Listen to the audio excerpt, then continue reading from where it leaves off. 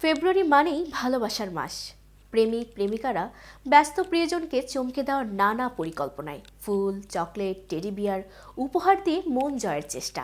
তবে ভারতের গুজরাটের আহমেদাবাদে এক যুবক প্রেমিকাকে মুগ্ধ করতে যা করলেন তা রীতিমতো অবিশ্বাস্য। প্রেমের পরীক্ষা দিতে ঝাঁপ দিলেন বাঘের খাঁচায়। অতঃপর ঘটল অবিশ্বাস্য ঘটনা। আরও বিস্তারিত থাকছে প্রতিবেদনের বাকি অংশে।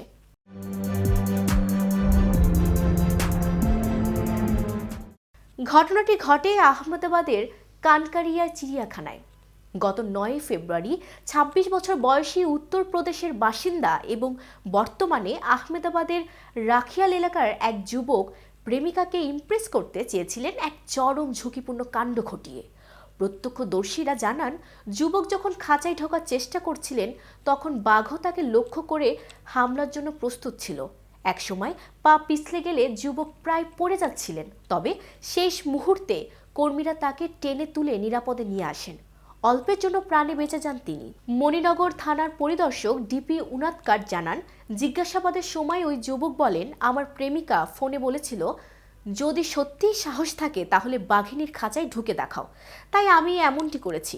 ভাইরাল হওয়া ওই ভিডিওতে দেখা যায় যুবকটি প্রথমে একটি গাছ বেয়ে উঠে যান এবং ধীরে ধীরে বাঘিনীর খাঁচার দিকে নামতে থাকেন।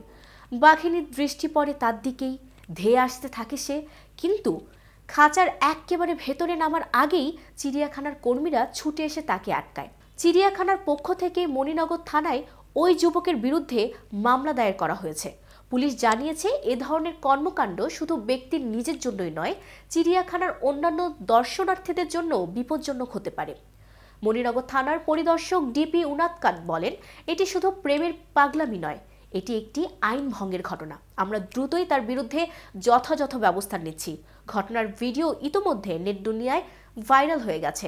কেউ বলছেন এটাই আসল প্রেম, আবার কেউ বলছেন ভালোবাসা মানে আত্মহত্যা নয়।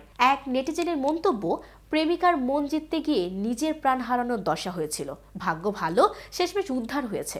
এদিকে ভালোবাসার মানুষকে নিয়ে মোটরসাইকেলে ভালোবাসা দিবসে ঘুরতে বের হয়েছিল মাহমুদ। তবে পথ শেষ হওয়ার আগেই তাদের প্রেমের গল্প শেষ হলো ট্র্যাজেডিতে। সড়ক দুর্ঘটনার প্রাণ গেল প্রেমিক মাহমুদের। শুক্রবার বেলা ১১টার দিকে রাজধানীর ডেমরার সুলতানা ব্রিজের ওপর মালবাহী কন্টেনারের ধাক্কায় মোটরসাইকেল থেকে ছিটকে পড়ে আহত হন মাহমুদ বাবু ও তনিমা। পথচারীরা তাদের দুজনকে উদ্ধার করে ঢাকা মেডিকেল কলেজ হাসপাতালে নিয়ে যান।